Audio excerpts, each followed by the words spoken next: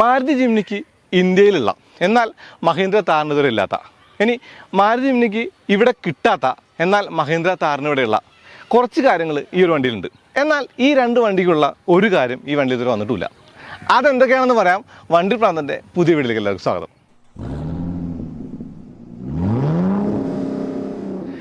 നമസ്കാരം. ഇത് ഫോഴ്സിൻ്റെ ഗൂർക്കയാണ്, അല്ല ഗൂർക്കകളാണ്. 5 ഡോറും 3 ഡോറും. ശരിക്കും 2024 5 ഡോർ വന്നു എന്നത് മാത്രമല്ല, കുറച്ചധികം മാറ്റങ്ങൾ ആ ഒരു വണ്ടിയുണ്ട്. പക്ഷേ 3 ഡോറിനെ കുറിച്ച് കൂടുതൽ പറയാനില്ല. കാരണം 5 ഡോറാണ് ശരിക്കും പറഞ്ഞാൽ ഈ ഒരു വണ്ടിയിലെ പുതുമ എന്ന് പറയുന്നത്. 2024 മാറ്റങ്ങളിൽ എനിക്ക് തോന്നുന്നു എല്ലാ മാറ്റങ്ങളും കൂടുമ്പോഴും ആ ഒരു കൂട്ടത്തിൽ കൂടുതലായിട്ട് പറയുന്ന കാര്യം എന്ന് പറയുന്നത് 5 ഡോർ വന്നു എന്നുള്ളതാണ്. അപ്പോൾ നമുക്ക് 3 ഡോറിനെ എടുത്ത് പറഞ്ഞേക്കാം, എന്നിട്ട് 5 ഡോറിൽ കൂടുതൽ കാര്യങ്ങൾ സംസാരിക്കാം. കാരണം അകത്തുള്ള കാര്യങ്ങളും ഇൻറ്റേർണൽസൊക്കെ സെയിമാണ്. അപ്പോൾ ഈ ഒരു വണ്ടിയിൽ പറയാനുള്ള കാര്യം എന്ന് പറയുന്നത് ആ ഒരു ഡോറിനെ കുറിച്ചും ബാക്കിയുള്ള കാര്യങ്ങളാണ്. അപ്പോൾ അതൊക്കെ കൂടി നമുക്ക് 5 ഡോറിൽ പറയാം. ഫസ്റ്റ് തിങ് ഫസ്റ്റ്, വണ്ടിയിലേക്ക് വരുന്നതിന് മുന്നേ എന്തൊക്കെയാണ് ഉള്ളതും ഇല്ലാത്തതെന്ന് പറയാം. കൂർക്കയ്ക്ക് പെട്രോൾ എഞ്ചിനും ഓട്ടോമാറ്റിക് ട്രാൻസ്മിഷനും ഇല്ല, ഇതുവരെ ഇല്ല. കാരണം ഓട്ടോമാറ്റിക് വരുന്നതെന്ന് പറഞ്ഞു തരുന്നുണ്ട്. ജിംനിക്ക് 3 ഡോറ് ഇല്ലയെന്ന് പറയാൻ പറ്റില്ല, വാങ്ങാൻ പറ്റില്ല, ഇന്ത്യയിൽ അത് വിൽക്കുന്നില്ല. എന്നാൽ താറിനാണെങ്കിലോ താറിൻ്റെ 5 ഡോറ് വരുമെന്ന് പറയുന്നതല്ലാണ്ട് ഇതുവരെ വന്നിട്ടുമില്ല. അപ്പോൾ ഇതാണ് ഉള്ളതും അല്ലെങ്കിൽ ഇല്ലാത്തതുമായിട്ടുള്ള കാര്യങ്ങൾ. കൂർക്കയിലേക്ക് വന്നാൽ കൂർക്ക ഒരു പുതിയ വണ്ടിയാണെന്ന് പറയാൻ പറ്റില്ല. 2024 വന്ന മാറ്റങ്ങളിലേക്ക് നമുക്ക് പറയാൻ പറ്റും. ആ ഒരു മാറ്റം എന്ന് പറയുന്നത് 5 ഡോർ ആണെന്ന് ഞാൻ പറഞ്ഞു. ഈ 5 ഡോർ ആണെന്ന് പറയുമ്പോൾ 5 ഡോറുകൾ എന്താ, എല്ലാ വണ്ടിക്കും 5 ഡോറല്ലേ, അങ്ങനെ ആയപ്പോൾ നിങ്ങൾക്ക് തോന്നിയേക്കാം. പക്ഷേ എനിക്ക് പറയാനുള്ളത്, ഇവിടെ വന്ന ഓഫ് റോഡ് ആയിട്ടുള്ള താറിന് 3 ഡോറായപ്പോൾ 3 ഡോർ വണ്ടികൾ വർക്കിയില്ല എന്ന് പറഞ്ഞ ആളുകളെ ഞെട്ടിച്ചുകൊണ്ട് താറിന് വിൽപ്പന ഉണ്ടായിട്ടുണ്ട്. സെയിം കാര്യമാണ് ജിംനിക്ക് ഉണ്ടായത്. ജിംനി 5 ഡോർ ആയപ്പോൾ 3 ഡോർ ആണെങ്കിൽ വിൽക്കില്ല, 5 ഡോർ ആണെങ്കിൽ കൂടുതൽ വിൽക്കുമെന്ന് പറഞ്ഞിട്ട് വലിയ വിൽപ്പന ജിംനിക്ക് നേടാനായിട്ടില്ല. അപ്പോൾ ഈ രണ്ട് കാര്യങ്ങളും ഉള്ള ഒരു വണ്ടി എന്ന നിലയ്ക്ക് കൂർക്കയ്ക്ക് എനിക്ക് തോന്നുന്നു ഒന്നുകൂടി ജനകീയമാകാൻ പറ്റുമോ. ഓട്ടോമാറ്റിക് ഇല്ല എന്നുള്ളതൊരു കുറവായിട്ട് കാണുന്നതുകൊണ്ട് നമുക്ക് നോക്കാമെന്നേ പറയുള്ളൂ. പക്ഷേ ബേബി ജി എന്ന് പറയുമ്പോൾ അതിന് ആ ഒരു ചായ വരാനുള്ള കാരണങ്ങളെന്ന് പറയുന്നത് ഇതിൻ്റെ രൂപം തന്നെയാണ്. കൂടാതെ ഈ ഒരു ഫ്ലാഷുകളുടെ ഒരു ഫിക്സ്മെൻറ്റും എല്ലാം ജീവാഗണമായിട്ടുള്ള സാമ്യതകളാണ്. ഇനി മെഴ്സീസിന് ഡെറിവ് ചെയ്തിട്ടുള്ള ആ ഒരു 2.6 ലിറ്റർ എഞ്ചിൻ തന്നെയാണ് ഈ വണ്ടിക്കുള്ളത്. ഇതിൻ്റെ പവറിൽ നല്ല ബമ്പ് ഉണ്ടായിട്ടുണ്ട്. വലിപ്പമാണ് ഗൂർക്കയുടെ ആ ഒരു കാര്യം, പുതിയ ഗൂർക്കയുടെ കാര്യം എന്ന് പറയില്ലേ. ശരിക്കും 5 ഡോർ ആയപ്പോൾ കാണാൻ ഒത്തിരി കൂടി ഭംഗി വെച്ചു എന്നുള്ളതാണ്. ഇപ്പോൾ ഗ്ലാസ് ഏരിയ വലുതാണ്, ആ ഒരു ബോണറ്റ് ഷെല്ല് കാണാം, ആ ഒരു ക്ലിയർ ലെൻസ് ഫ്ലാഷറുകൾ കാണാം, താഴെ DRലും ഹെഡ് ലാമ്പും ഉണ്ട്, ഗ്രില്ലിൽ ഗൂർക്കയുടെ ഒരു കാര്യം കാണുന്നത്, താഴെ ആ ഒരു എഡാമും അതിന് താഴെയായിട്ട് ആ ഒരു ഫോഗ് ലാമ്പും കാണുന്നുണ്ട്. വലിയ ഗ്രൗണ്ട് ആണ്. പണ്ടത്തെ ഗൂർക്കയുള്ള പ്രശ്നം എന്ന് പറയുന്നത് ആ ഒരു അടി തട്ടുന്ന പ്രശ്നമായിരുന്നു. അതും ഒരു പരിധി വരെ മാറി എന്നുള്ളതാണ് ശരിക്കും ഫോഴ്സ് പറയുന്നത്. ഈ ബോണറ്റിന് ഇൻസുലേഷൻ്റെ ബഹളമുണ്ട്. ശരിക്കും ഈ എഞ്ചിൻ്റെ മുകളിലേക്ക് വെക്കുന്ന തരത്തിലുള്ള ഒരു തെർമോക്കോൾ കേസിങ്ങും ഇൻസുലേഷനൊക്കെ തന്നെ കാണാം. അപ്പോൾ 90 bhp 250 Nm എന്നുള്ളത് മാറിയിട്ട് 138 bhpയും 350 Nm എന്നുള്ള ആ ഒരു പവർ ടോർക്ക് ഫിഗറിലേക്ക് മാറി. നീറ്റായിട്ടുള്ള ഒരു എഞ്ചിൻ വേണം, നല്ല ഭംഗിയുണ്ട് കാണാൻ എഞ്ചിൻ പേയൊക്കെ. കാരണം എനിക്ക് തോന്നുന്നു ആ ഒരു ഹെവി ഡ്യൂട്ടി മെഴ്സീസ് ഡെറിവ് ചെയ്തിട്ടുള്ള 2.6 എഞ്ചിൻ എന്ന് പറയുന്നത് മൈറ്റിയാണ്. അത് നിങ്ങൾക്കൂടെ കാണാം കേട്ടോ. ഈ എഞ്ചിൻ റൂമിലേ അല്ലെങ്കിൽ ഈ ഒരു ബോണറ്റിനകത്തെ, ശരിക്കും എഞ്ചിൻ റൂമൊക്കെ ട്രക്കുകളുടെ ഭാഷയാണ്, എന്നാലും ആ ബോണറ്റിൻ്റെ അകത്ത് നിൽക്കുന്ന ആ ഒരു പ്രോപ്പില്ലേ, ആ പ്രോപ്പിൻ്റെ ഒരു ബ്ലാക്ക് റബ്ബർ പീസ് ഇൻസേർട്ടായിട്ട് കൊടുത്ത് ചൂടാണെങ്കിലും പിടിച്ച് പൊക്കി വെക്കാൻ സാധിക്കുന്ന കാര്യമാണ്. ചെറിയ കാര്യമാണ്, യൂസ്ഫുള്ളാണ്. അപ്പോൾ പവറിന് വന്ന പമ്പ് ഒരു ഇത്തിരി കൂടി ഡ്രൈവബിൾ ആക്കി കാണണം. കാരണം അങ്ങനെ ആക്കാനായിട്ട് ഗിയർ ബോക്സിൻ്റെ ഒരു ചേഞ്ച് കൂടി വരുത്തിയിട്ടുണ്ട്. ആ ഒരു ചേഞ്ച് എന്ന് പറയുന്നത് പഴയ ഗൂർക്ക എക്സ്ട്രീമിലെ ആ ഒരു ഗിയർ ബോക്സാണ് ഇപ്പോൾ ഈ ഒരു ഗൂർക്കയ്ക്കുള്ളത്. അപ്പോൾ രൂപത്തിൽ കാര്യമായിട്ട് മരണമൊന്നും തന്നെ പറയാനില്ല. അതായത് ക്ലിയർ ലെൻസ് ആയിട്ടുള്ള ഈ ഒരു ലാമ്പുകളും അല്ലെങ്കിൽ ഈ ഒരു ഗൂർക്കയുടെ രൂപമൊക്കെ അങ്ങനത്തെ തുടരാണ്. ഈ ആക്സസറീസ് ഒക്കെ തന്നെ ഏറെ സർട്ടിഫൈഡ് ആണ്, അല്ലെങ്കിൽ ഇവിടെ ഹോമോലോഗേറ്റ് ചെയ്തതാണ്. അതുകൊണ്ട് തന്നെ നമുക്കിതൊക്കെ ഫിറ്റ് ചെയ്യാം, MVയുടെ പേടിക്കാതെ തന്നെ എന്നുള്ളതാണ്. ഈ ഒരു 3 ഡോറ് 5 ഡോറായി മാറിയപ്പോൾ ശരിക്കും ജീവാകണ്ട ചായ അങ്ങോട്ട് പൂർണ്ണമായി എന്ന് പറയാം. എനിക്ക് തോന്നുന്നു 3 ഡോറിനേക്കാൾ എനിക്ക് ഇഷ്ടപ്പെട്ട ലുക്ക് എന്ന് പറയുന്നത് 5 ഡോറിൻ്റെയാണ്. ഈ വശങ്ങളിലെ ലുക്ക് ഉണ്ടല്ലോ, തീർത്തും ഭംഗിയുണ്ട്.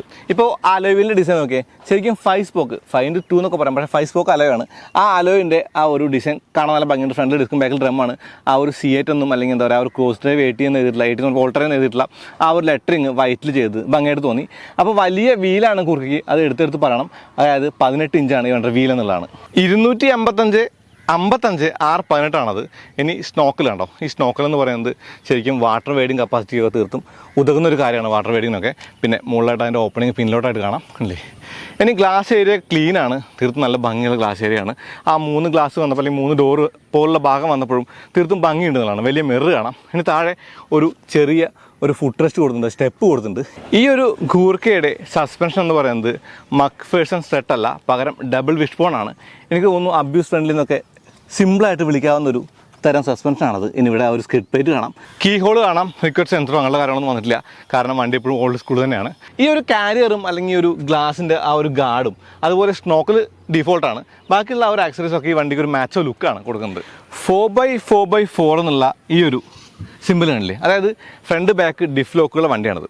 കൂടാതെ ഈ ഗ്ലാസ് ഏരിയയാണ് ഏറ്റവും കൂടുതൽ 5 ഡോർ ആകുമ്പോൾ ആളുകൾ മെസ്സപ്പ് ചെയ്യാം, ഈ ഒരു സി പില്ലർ അല്ലെങ്കിൽ ഈ ഒരു ഭാഗം. പക്ഷേ കൂർക്കയുടെ ഈ ഭാഗം നല്ല ഭംഗിയായി തന്നെ ചെയ്തിട്ടുണ്ട്. എനിക്ക് തോന്നുന്നു ഇവർക്ക് ഓൾറെഡി 5 ഡോർ ഉണ്ടായിരുന്നതാണ്, അതുകൊണ്ട് തന്നെ അതൊരു വലിയ ടാസ്ക് അല്ല. പിന്നെ ഡോർ ഹാൻഡിലുകളൊക്കെ തന്നെ അത്യാവശ്യം റോബസ്റ്റ് ആണ്. അതായത് എനിക്ക് തോന്നുന്നു പ്രീമിയം അല്ല, അല്ലെങ്കിൽ എന്താ പറയുക, ഒരു ഫ്യൂച്ചറിസ്റ്റിക് അല്ല, പകരം ഓൾഡ് സ്കൂളാണ്, റോബസ്റ്റ് ആണ് എന്നുള്ളതാണ്. അപ്പോൾ ദേശി ജി എന്നൊക്കെ പറയുമ്പോൾ ജി വാഗൻ്റെ ക്ലിക്ക് ഫീലിംഗ് ഉണ്ട് ഡോറിന്, നോ വേ.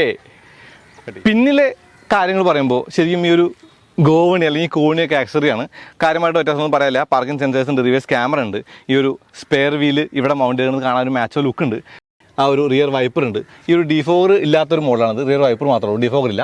അപ്പോൾ അതിന് മുകളിൽ കൊടുത്ത ലൈറ്റൊക്കെ തന്നെ കാണാൻ ഭംഗിയുണ്ടെന്ന് തന്നെ പറയാം. ഇനി ഈ ഒരു ഡോർ തുറക്കുമ്പോഴാണ് ശരിക്കും വിപ്ലവം എന്ന് പറയുന്നത്. കാരണം ഇത് 5 ഡോർ ആണല്ലോ, അതുകൊണ്ട് തന്നെ ഇതിൻ്റെ പിന്നിൽ 2 സീറ്റ് ഉണ്ട്.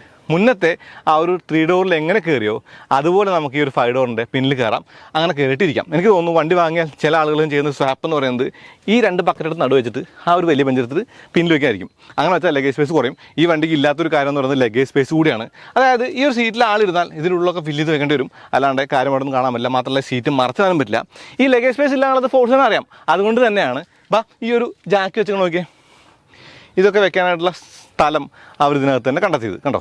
ഇനി അതിനകത്ത് കയറി നോക്കിയാലോ. കയറാനുള്ള ഒരു ബുദ്ധിമുട്ട് വേണമെങ്കിൽ കാണിച്ചു തരാം. കയറാൻ ബുദ്ധിമുട്ടുണ്ടോ എന്ന് അറിയണ്ടേ. ഇവിടെ സ്റ്റെപ്പ് ഉണ്ട്, ചവിട്ടാം, പ്രശ്നമില്ല, കോണി പിടിക്കാം, കയറാം. കയറിയിട്ട് നമുക്ക് ഈ ഒരു സീറ്റിൽ ഇരിക്കാം. ഇങ്ങനെ ഇരുന്ന് കഴിയുമ്പോഴേ തീർത്തും ക്ലാസ്ട്രോഫോബിക് അല്ല, ഹെഡ് റൂം കൊള്ളാം. ഇവിടെ ആ ഒരു ഗ്ലാസ് ഏരിയ ഉണ്ട്, പിടിക്കാനായിട്ട് പിടിയുണ്ട്. പക്ഷേ ഈ സീറ്റും ഈ പിന്നിലെ സീറ്റും തമ്മിൽ ഒരു പാർട്ടീഷനാണ്. തീർത്തും ഒരു വേറൊരു കമ്പാർട്ട്മെൻ്റ് ഇരിക്കുന്ന ഫീൽ ഉണ്ട് എന്നുള്ളതാണ്. ഇപ്പോൾ റിയർ AC വെൻ്റ് നടുവിലാണ്, അത് നമുക്ക് ഇവിടേക്ക് കാറ്റെത്തും. ഇവിടെ പിന്നിലെ ഡോർ പാഡിലാണ് വൈപ്പർ ഫ്ലൂയിഡിൻ്റെ ആ ഒരു ഓപ്പണിങ്. ഓക്കെ, അത് ഒരു ഓപ്പണിംഗ് ആയിട്ടാണ് വച്ചേക്കാണ്. പിന്നെ ആ ഒരു ഡോർ ഹാൻഡിൽ ചെറിയ ഫാബ്രിക് ഇൻസെർട്ട് ഉണ്ട്. ഇനി ഇവിടെ കാണുന്ന ആകെ ഒരു യൂട്ടിലിറ്റി എന്ന് പറയുന്നത് ഈ ഒരു ഹോൾഡറാണ്, കപ്പ് ഹോൾഡറിനുള്ള ബാൻഡാണ്. നടുവിൽ ശരിക്കും വലിയ ബെഞ്ച് സീറ്റാണ്. ഈ സീറ്റിനാണെങ്കിൽ ഇവിടെ ആ ഒരു ആംറസ്റ്റ് ഉണ്ട്, കപ്പ് ഹോൾഡർ ഉണ്ട്, ഹെഡ് റെസ്റ്റുകളുണ്ട്. ഈ ഡോർ പാഡിലുമുണ്ട് ഫാബ്രിക് ഇൻസെർട്ട്. കൂടാതെ കപ്പ് ഹോൾഡർക്ക് കാണാം, ഒരു മാപ്പ് പോക്കറ്റ് എന്ന് പറയാൻ പറ്റില്ല, കപ്പ് ഹോൾഡർ പറയാൻ പറ്റില്ല, വളരെ ചെറിയ സ്റ്റോറേജ് സ്പേസ് ആണ്. അപ്പോൾ ഒരു സ്റ്റോറേജ് സ്പേസ് കാണാമെന്ന് പറയാം. ഇനി ഇവിടെ പവർ വിൻഡോ സ്വിച്ച് ആ ഒരു കൊടുത്തേക്കുന്നത് അത്യാവശ്യം നന്നായി തന്നെയാണ്. തൈ സപ്പോർട്ട് ഓക്കെ, മിനിമം തൈ സപ്പോർട്ടുള്ള ഒരു സീറ്റാണ് എന്ന് പറയുള്ളൂ. ഇതാണ് ഗൂർഖയിലെ AC പാനൽ അല്ലെങ്കിൽ പിൻ AC പാനൽ എന്ന് പറയാം. നമ്മൾ പഴയ സഫാരിയിലോ അല്ലെങ്കിൽ കോൾസിലോ കണ്ടിട്ടുള്ള ആ ഒരു പാനലിൻ്റെ പുതിയ രൂപം കാണാം. ഇതിന് 3 വിധം അഡ്ജസ്റ്റ്മെൻറ്റും ഉണ്ട്. പിന്നെ ഇതാണ് ഞാൻ പറഞ്ഞ ആ ഒരു പിടിച്ച് കയറാനുള്ള ആ ഒരു ഹാൻഡിൽ എന്നുള്ളതാണ്. കേട്ടോ, ഇതാണ് ഹാൻഡിൽ. പിന്നെ പറയേണ്ട കാര്യം ഓൾ വെതർ മാറ്റുകളൊക്കെ ഈ വണ്ടി ഇട്ടുണ്ട്. കാരണം വെള്ളമായാലും സീനില്ലാത്ത വിധത്തിലുള്ള മാറ്റുകളുണ്ട്. സീറ്റ് പോക്കറ്റുകൾ കൊള്ളാം, അതൊക്കെ നല്ല കാര്യമാണ്. ഗൂർഖയുടെ മുൻ സീറ്റ് 2 വലിയ ബക്കറ്റ് സീറ്റുകളുണ്ട്. ഈ സീറ്റിന് ഒരു ആംറസ്റ്റ് ഉണ്ട്. ഈ ഒരു ആംറസ്റ്റ് പൊക്കാൻ കൊടുത്ത ഈ ഒരു ക്ലിപ്പ് എന്ന് പറയുന്നത് ഇത്തിരി റെഡിമെൻ്റ് ആയിട്ട് തോന്നി, പക്ഷേ ആംറസ്റ്റ് ഉണ്ട് എന്നുള്ളത് നല്ല കാര്യമാണ്. കൂടാതെ വലിയ സ്റ്റിയറിംഗ് വീലാണ്, ലെതർ റാപ്പഡ് അല്ല, സാധാ സ്റ്റിയറിംഗ് വീലാണ്. പിന്നെ ഗൂർഖയുടെ കീ എന്ന് പറയുന്നത് ഒരു നോർമൽ കീ ആണ്. ഇതിനകത്ത് ലോക്ക് അൺലോക്ക് ബട്ടണുകളുണ്ട്, കൂടാതെ ഫ്ലാഷും കാണാം. ഗൂർഖയുടെ ലക്ഷറികളിൽ ടിൽറ്റും റീച്ചും ചെയ്യാവുന്ന സ്റ്റിയറിംഗ് എന്ന് പറയുന്നത് പറയാവുന്ന കാര്യമാണ്. AC വെൻറ്റുകൾ കാണാം, പഴയ വണ്ടിയിൽ നിന്ന് നല്ല ഇമ്പ്രൂവ്ഡ് ആണെന്ന് പറയാം. AC എന്ന് പറയുന്നത് മാനുവൽ AC ആണ്. കൂടാതെ ഇവിടെ ഒരു ആൻഡ്രോയിഡ് സ്റ്റീരിയോ വന്നിട്ടുണ്ട്. ഈ ഒരു ആൻഡ്രോയിഡ് സ്റ്റീരിയോ എന്ന് പറയുമ്പോൾ ആൻഡ്രോയിഡ് ഹെഡ് യൂണിറ്റ് എന്ന് പറയാൻ പറ്റുള്ളൂ. ആ ഒരു ഹെഡ് യൂണിറ്റ് എന്ന് പറയുന്നത് എനിക്ക് തോന്നുന്നു മഹീന്ദ്ര സ്കോർപിയോ ക്ലാസിക്കിൽ നമ്മളിത് കണ്ടിട്ടുണ്ട്, അല്ലെങ്കിൽ ഇതുപോലത്തെ സംഭവമുണ്ട്. ഇത് നിപ്പോൺ ബ്രാൻഡാണ്. അതിനകത്തേക്ക് കൂടുതലായിട്ടൊന്നും പറയാതെ ആൻഡ്രോയിഡ് ഓട്ടോ, ആപ്പിൾ കാർപ്ലേ പോലുള്ള കാര്യങ്ങളുള്ള ഒരു ആൻഡ്രോയിഡ് യൂണിറ്റ് ആണ് എന്നുള്ളതാണ് പറയാനുള്ളത്. അപ്പോൾ ശരിക്കും ആൻഡ്രോയിഡ് യൂണിറ്റായിട്ടുള്ള ആ ഒരു റെസ്പോൺസീവും കാര്യങ്ങളൊക്കെ കാണാം, പക്ഷേ ബൂട്ടായി വരാൻ കുറച്ചധികം സമയം എടുക്കുന്നുണ്ട് എന്നുള്ളൂ.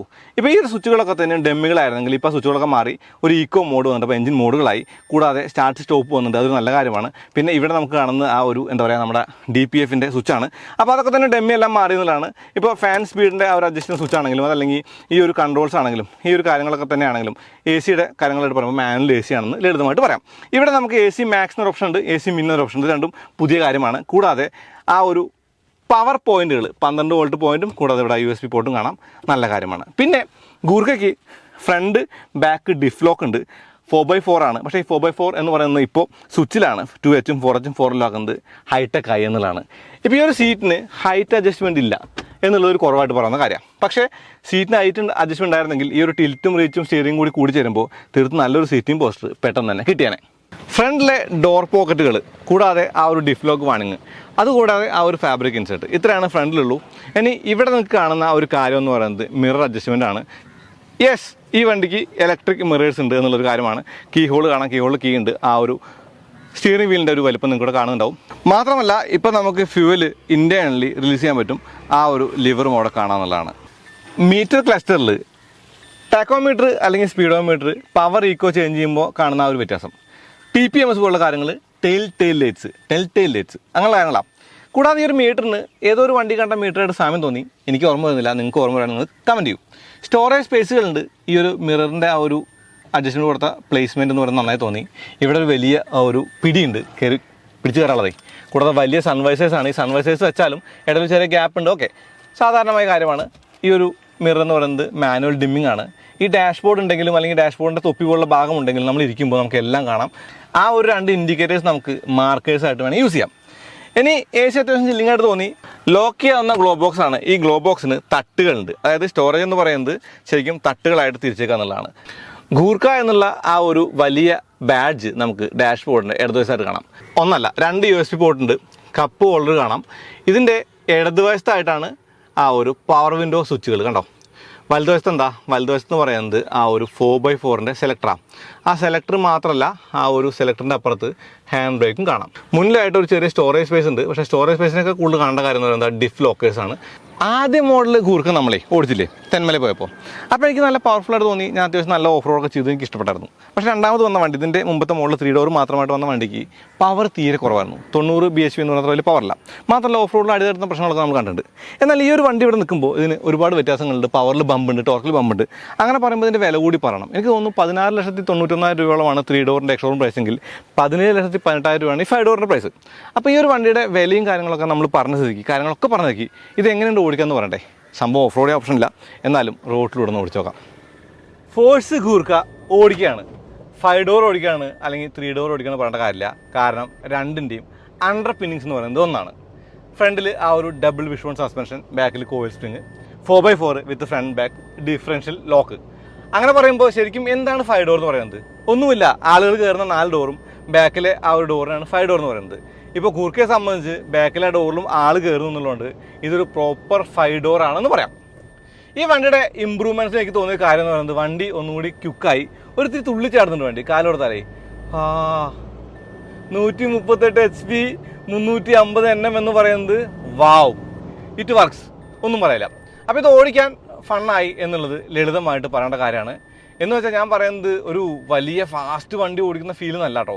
എനിക്ക് ഗൂർഖയ്ക്ക് എപ്പോഴും ഒരു പവർ കുറവ് ഫീൽ ചെയ്യുമായിരുന്നു. കൂടാതെ ഗ്രൗണ്ട് ക്ലിയറൻസിൻ്റെ പ്രശ്നം, അത് രണ്ടും ഈ വണ്ടിയിൽ മാറിയിട്ട് എന്നുള്ളത് വളരെ നല്ല കാര്യമാണ് എന്നുള്ളതാണ്. അപ്പോൾ 17,18,000 രൂപ എക്സ്ഷോറൂം പ്രൈസിലുള്ള ഈ ഒരു വണ്ടി എന്ന് പറയുന്നത് ഒരു ബേബി ജീവാഗൺ എന്നല്ല പറയാം, ഒരു ദേശീയ ജീവാഗൺ എന്ന് പറയാം. അത് പറയാനുള്ള കാരണം മെഴ്സീഡീസ് ബെൻസിൽ നിന്ന് ഡെറിവ് ചെയ്തിട്ടുള്ള ആ ഒരു എൻജിൻ മാത്രമല്ല, ഇതിൻ്റെ രൂപം കൂടെയാണ് ഞാൻ പറഞ്ഞു. ഇത് ഓടിക്കുമ്പോൾ സ്റ്റിയറിംഗ് എന്ന് പറയുന്നത് അത്യാവശ്യം ഹെവി സ്റ്റിയറിംഗ് ആയിട്ടുള്ള ഫീൽ ഉണ്ട്, നോട്ട് എ കാർ ലൈക്ക്. പക്ഷേ വലിയ ബുദ്ധിമുട്ടുകൾ നമുക്ക് ഫീൽ ചെയ്യുന്നില്ല ഓടിക്കാനായിട്ട്. ഇത് ടിൽറ്റ് റീച്ച് അഡ്ജസ്റ്റ് ചെയ്യാവുന്നതുകൊണ്ട് നമുക്ക് പെട്ടെന്ന് തന്നെ ആ ഒരു സീറ്റിംഗ് പോസ്റ്റർ ഉണ്ട്. പക്ഷേ ഹൈറ്റ് അഡ്ജസ്റ്റ്മെൻറ്റ് ഇല്ല എന്നുള്ളത് ജിംനിയെ പോലെ തന്നെ ഈ ഒരു വണ്ടിക്കും ഇല്ലാത്തൊരു കാര്യമാണ്. എനിക്കിതിൻ്റെ ഇഷ്ടപ്പെട്ട കാര്യങ്ങൾ ഒന്നെന്ന് പറയുന്നത് ഡ്രൈവബിലിറ്റിയാണ്. ഇത് ടോർക്കി ആയിട്ട് എഞ്ചിനാണെന്നുള്ളത് ശരിക്കും ഒരു ലോക്കോമോട്ടീവ് പോലെ ഓടിക്കുന്നുണ്ട്.